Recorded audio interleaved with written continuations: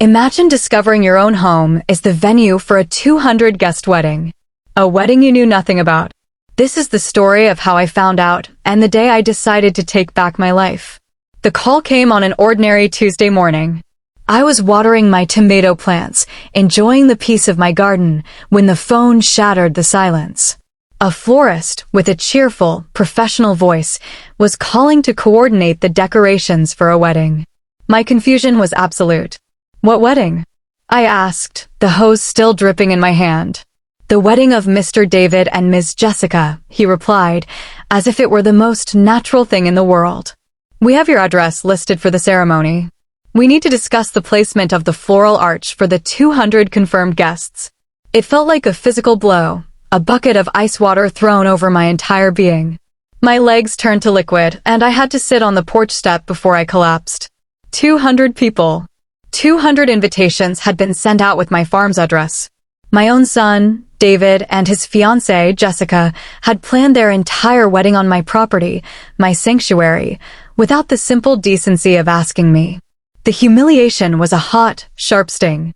I was invisible. My home was just a backdrop in their story, a free venue they assumed was theirs to use. For 40 years, I worked as a housekeeper. 40 years of waking at 5 a.m. to clean floors that weren't mine, to wash clothes that belonged to strangers, to iron shirts for men who never bothered to learn my name. I endured the humiliations, the bosses who treated me worse than their pets, who docked my pay if the bus made me 5 minutes late. I saved every single penny, my hands chapped, my back a constant ache, all for a dream that felt impossibly distant. A place of my own. The day I saw the ad in the newspaper, farm, 74 acres, house included, my heart had leapt. The price was staggering, a mountain to climb. But something in my soul whispered that this was my chance. I worked double shifts for 5 more years, cleaning houses by day and offices by night. The exhaustion was a constant companion, but every dollar saved was a step closer to that dream. When I finally held the deed at 65 years old, my name, Hilda Morales, staring back at me as the sole owner, I wept like a child. It was mine. Every brick, every tree, every inch of that blessed earth, paid for with my sweat, my tears, and years of my life. But to David and Jessica, from the very beginning, it was simply the family property, as if they had any claim to it. They never offered a dime for maintenance, never lifted a finger to fix a broken fence or prune an overgrown tree. Yet every weekend, they would arrive unannounced with their friends, treating my home like their personal resort. They hosted loud parties that stretched into the night, left a trail of empty bottles and messes, and expected me, their mother, to play the part of the silent, accommodating maid. "Mom, could you whip up some food?" More people showed up than we thought, Jessica would say with that saccharine smile I had grown to detest, already lounging on my new hammock as if she owned it. And I, like a fool blinded by a mother's love, always complied. I cooked, I cleaned, I swallowed my pride, telling myself this was what family did. How naive I had been. How blind. The florist's call was the crack that shattered the illusion. As I hung up the phone, my hands trembling not with sadness, but with a raw, burning fury, something inside me finally broke. 40 years of sacrifice, reduced to being an afterthought. And I forgot to mention it to you. No, this was my line in the sand. I picked up the phone again, my fingers dialing with a newfound purpose. I called the biggest, most exclusive event company in the city. "Are you available this Saturday?" I asked, a cold smile in my voice they couldn't see. "Perfect. I want to rent my farm for an important corporate event." If they wanted to use my property, they were going to learn, in the most unforgettable way, that it had an owner. Hook, the confrontation was even worse than I feared. My son's cold dismissal cut deeper than any insult from a stranger. But his words didn't break me, they forged my resolve into steel. This was no longer about a wedding, it was a war for respect, and I was ready to fight. I couldn't live with the anguish festering inside me. On Wednesday, I called David, my voice shaking as I tried to maintain control. "Son, we need to talk. It's about your wedding." There was a long, telling silence on the other end. "What does my wedding have to do with you?" He finally replied, his tone so cold it froze the blood in my veins. David, everyone is calling me. The caterer, the DJ, the photographer. They all have my address. You planned your wedding on my farm without asking me. His response was a masterpiece of casual cruelty. Oh, Mom, I forgot to mention it. Don't worry, it won't cost you a thing. We just need you to have the house ready and maybe prepare some food for afterward. I was speechless. I forgot to mention it. 200 guests, and I was supposed to be grateful for the oversight. What if I have other plans? I managed to whisper. What plans could you possibly have? He retorted, a hint of exasperation in his voice. Your life is quiet. Besides, this is important for us. It's our special day. Our special day. On my property. Without my consent. I hung up without another word, tears streaming down my face. But they weren't tears of sorrow, they were tears of pure, unadulterated rage. They had crossed a line from which there was no return. That fury crystallized into a plan. Early Thursday morning, I called Henry Smith, the owner of Premium Corporate Events. Good morning, ma'am. How can I help you? I didn't hesitate. I want to rent my farm for a corporate event this Saturday. It's urgent, and I will pay double your normal fee. I could hear the shift in his demeanor. Money talks, and it speaks loudly. I sold him the dream of my 74-acre private paradise, perfect for an exclusive executive meeting. He agreed to visit that afternoon. And Henry, I added, I need your team to arrive for setup at exactly 2 p.m. on Saturday. Punctuality is essential. When Henry and his assistant arrived, their admiration was genuine. Mrs. Morales, this place is spectacular, he said, his eyes taking in the manicured gardens and the spacious farmhouse. It's my most precious treasure, I told him, my voice thick with pride and a touch of defiance. We signed the contract that same day. $5,000.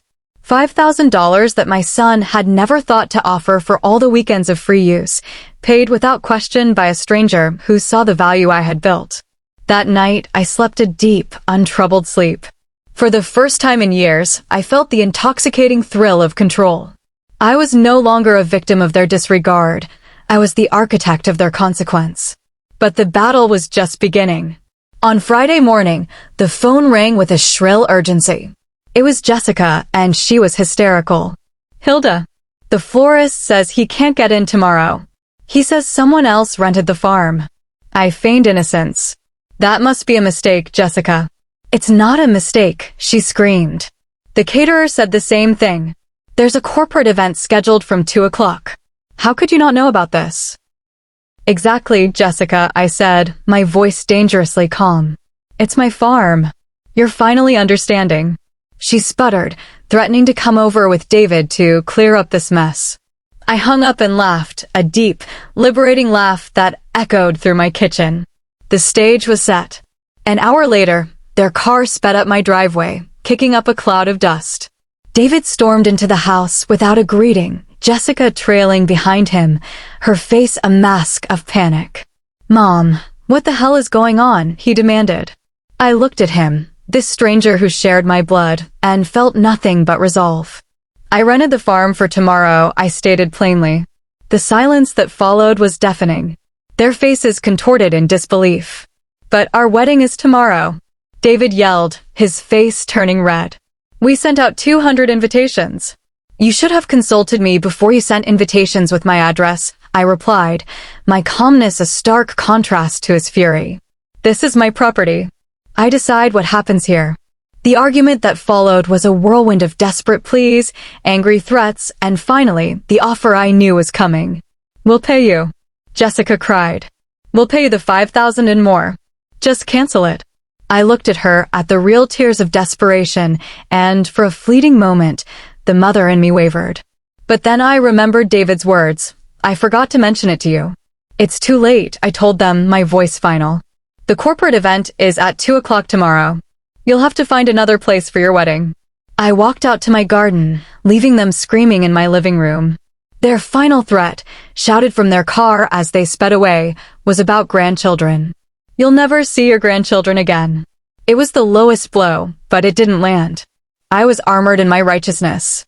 I sat on my porch and cried, but they were tears of relief. The war had been declared, and I was winning. Tomorrow, they would learn the price of disrespect. The morning of the wedding arrived, but I wasn't preparing to host a bride and groom. I was dressing for battle. As I put on my finest clothes, I knew today wouldn't be about their vows, but about my victory. I woke at dawn on Saturday, a strange and powerful energy coursing through me. It wasn't anxiety or fear, it was the pure, undiluted sensation of control. For the first time in 5 years, I held all the power.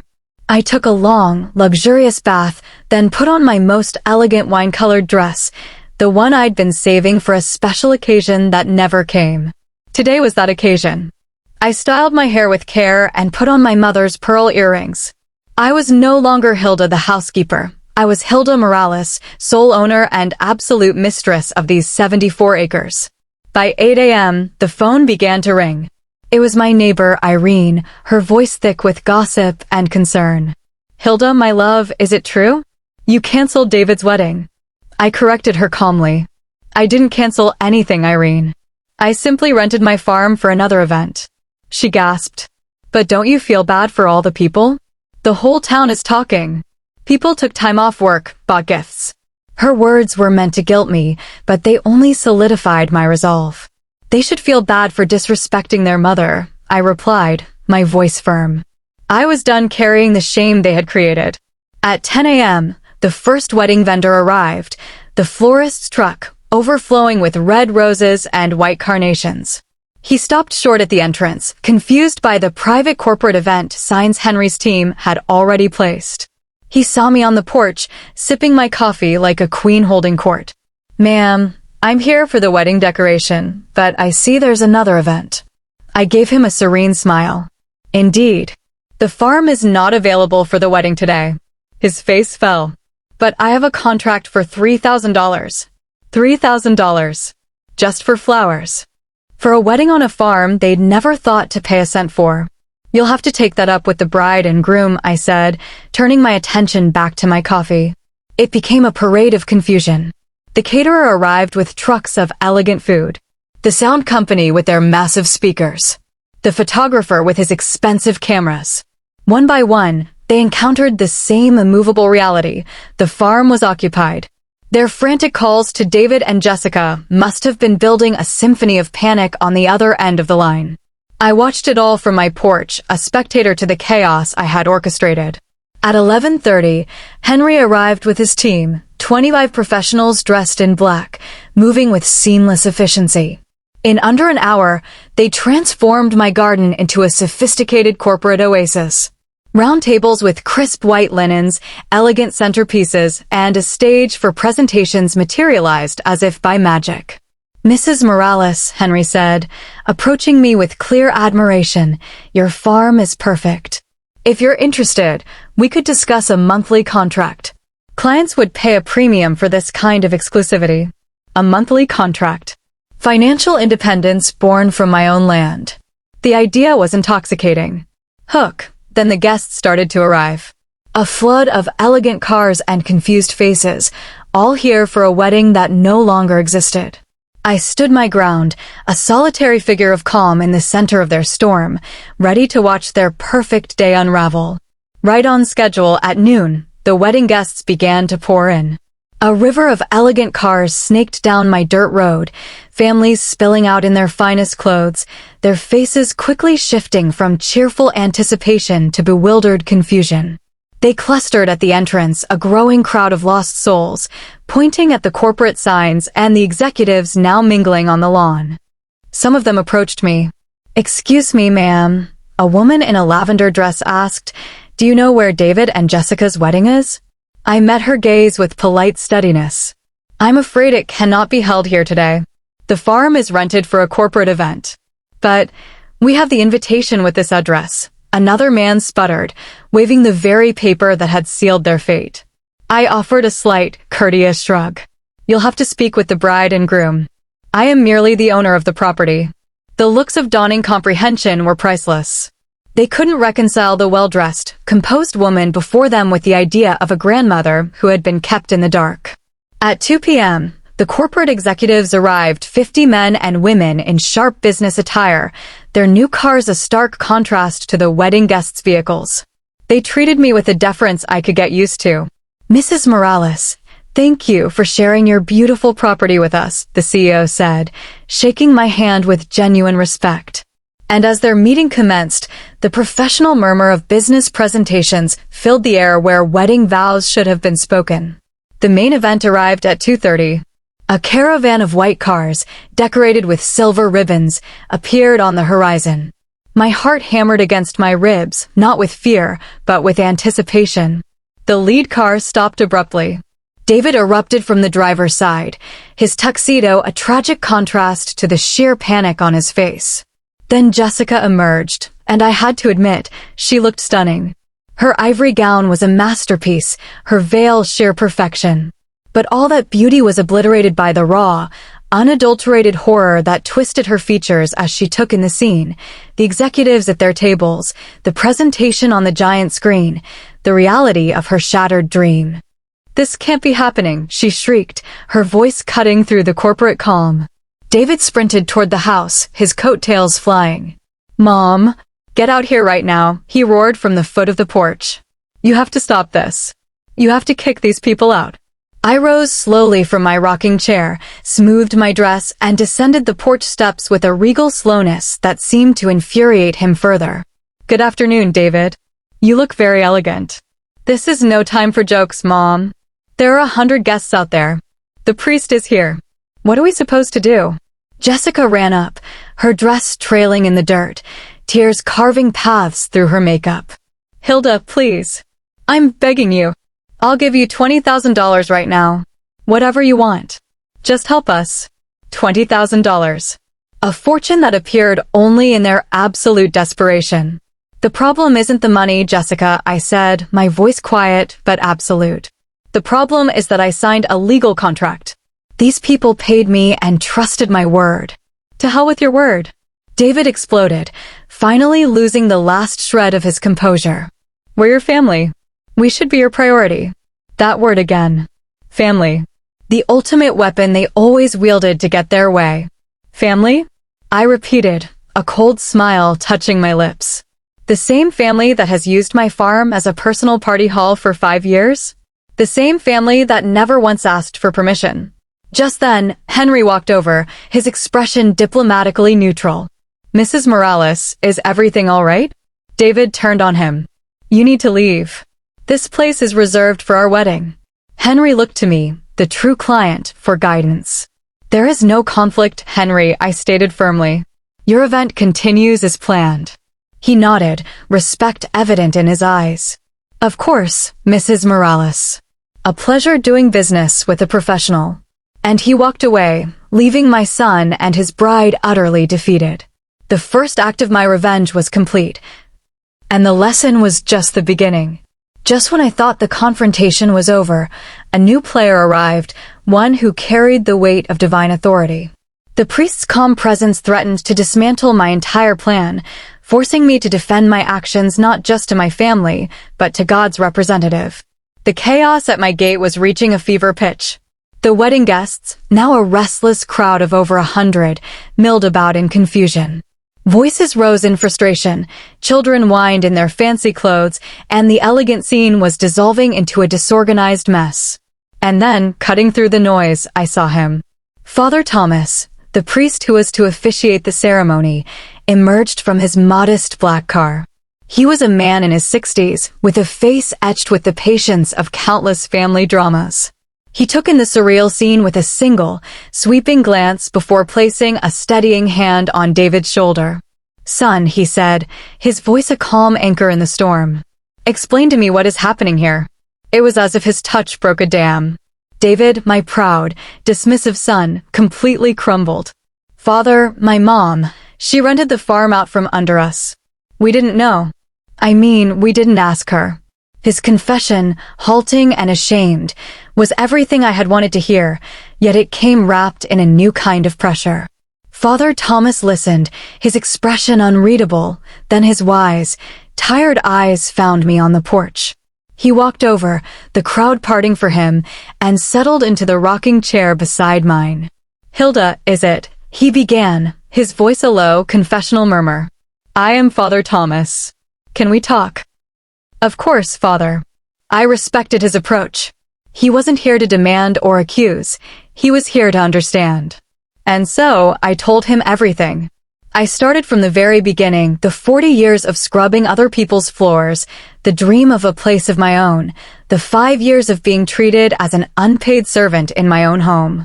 I spoke of the unannounced parties, the assumed ownership, and the ultimate betrayal, the 200 invitations sent out without a single word to me. I held nothing back, the words flowing with the honesty I owed to a man of God. He listened without interruption, his gaze fixed on the impossible scene before us, executives in suits discussing quarterly reports while a bride in white wept openly a few yards away. When I finished, he was silent for a long moment. "I understand your pain, Hilda," he said finally. "And I understand that you feel deeply disrespected. But I also see 200 innocent people here who came with love in their hearts to celebrate your son's union."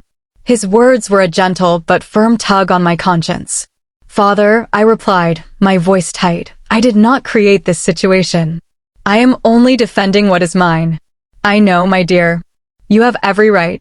But now we must think of the most Christian solution." He proposed a compromise.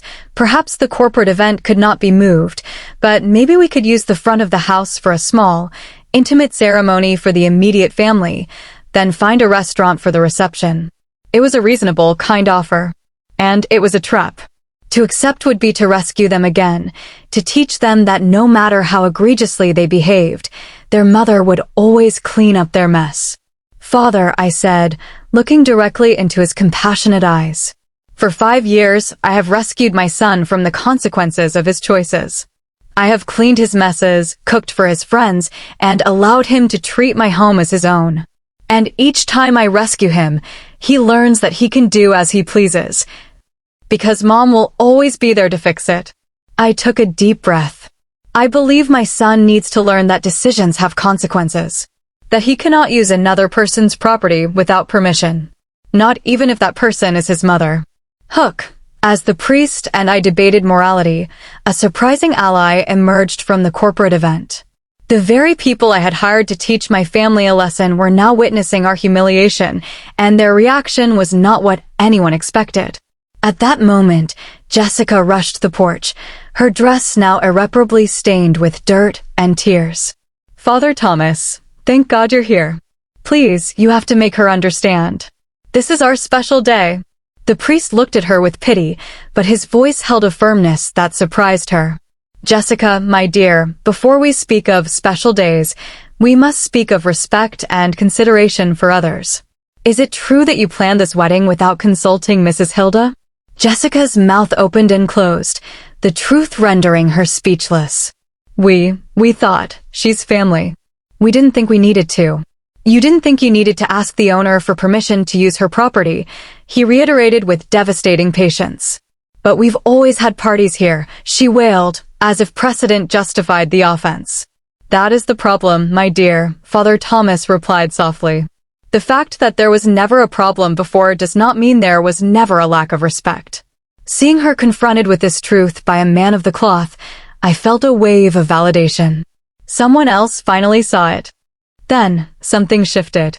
The executives, who had been politely trying to ignore the spectacle, could no longer pretend. The image of a sobbing bride and a mob of confused guests was too much to overlook. Henry discreetly approached our little group on the porch.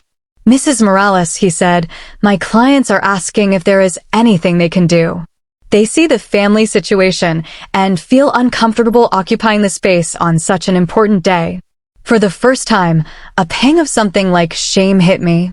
These strangers were showing more empathy for my family's plight than my own son had shown me for years.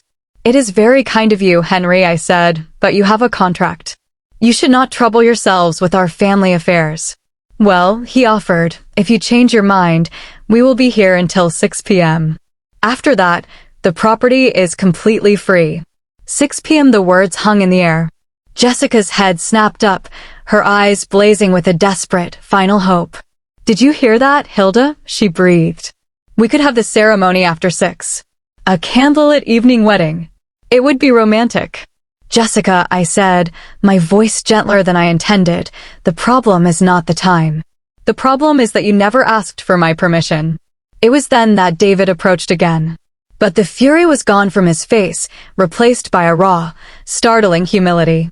Mom, he said, his voice the one I remembered from when he was a small, apologetic boy. You're right. We made a horrible mistake. We disrespected you in the worst way possible. He swallowed hard.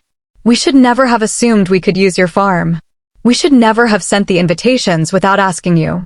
And we should never have treated you like our employee instead of the owner of this house. His words sounded different this time. Stripped of anger and desperation, they held the ring of genuine remorse.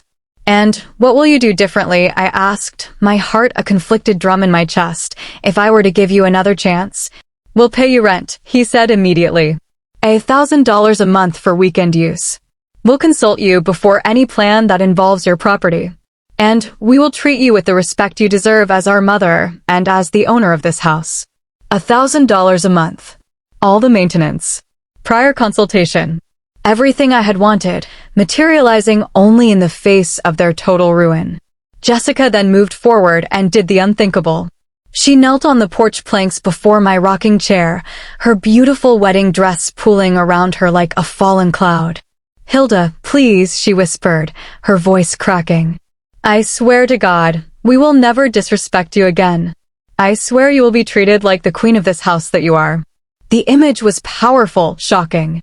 The daughter-in-law who had always seen me as the help was on her knees, begging. It was the validation I had craved for years. Father Thomas looked at me.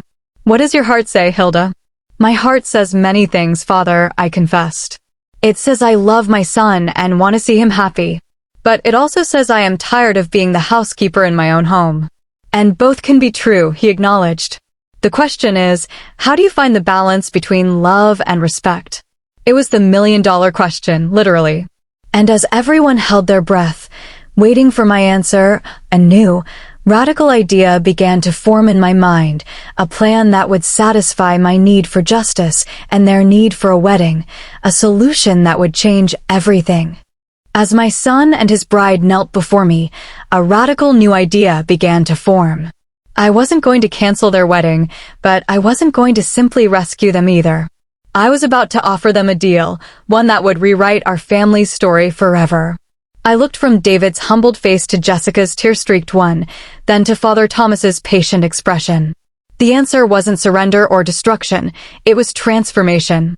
I slowly rose from my rocking chair, the weight of their gazes upon me. You're right, Father, I said, my voice clear and strong. There are 200 innocent people here who came to celebrate a union, and they deserve to witness a ceremony, not a disaster. I turned to Henry, who was observing the family summit with professional fascination. Henry, a question. If we offered your clients a significant incentive to conclude their meeting early, how quickly could they be finished? Henry's eyebrows rose. What kind of incentive, Mrs. Morales? A 50% discount on today's rental, I stated, the businesswoman in me taking charge, and an exclusive invitation for them to stay as guests at an impromptu, intimate wedding. I saw the calculation in his eyes. This was no longer a crisis, it was a unique business opportunity. Mrs. Morales, that would be extraordinary. A corporate event seamlessly transitioning into a wedding celebration? That's the kind of versatility that becomes legendary. With those terms, I could have them finished by 4:30 p.m. I turned back to my son and future daughter-in-law. Here is my proposal. The ceremony will be held here on my farm after 4:30. A wave of relief so profound it was almost palpable washed over them. Thank you, Mom. Thank you. David choked out, moving to hug me, but I held up a hand. I wasn't finished. The ceremony will be held under my conditions. My rules. The silence returned, thick and apprehensive.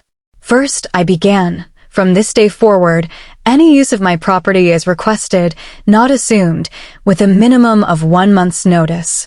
Second, the $1,000 monthly rent for weekend privileges stands, plus all maintenance costs during your use. They nodded, eagerly accepting the financial terms they had already proposed. Third, I continued, my gaze steady. During today's ceremony, I will be publicly acknowledged not just as the mother of the groom, but as the hostess and owner of this property. Jessica nodded vigorously. Of course, Hilda. Anything. And fourth, I said, the final and most crucial condition. During the wedding toast, I will explain to all your guests exactly how we arrived at this moment. They will know the full story of the 200 invitations sent without my knowledge, the wedding planned on my land without my consent, and how we nearly had no ceremony at all because no one thought to ask my permission. The color drained from their faces. This was the true price, far steeper than money. Public humiliation in front of their entire world. Mom, you can't, David whispered, horrified. Everyone will think we're monsters. And what did you think of me when you treated me as your staff?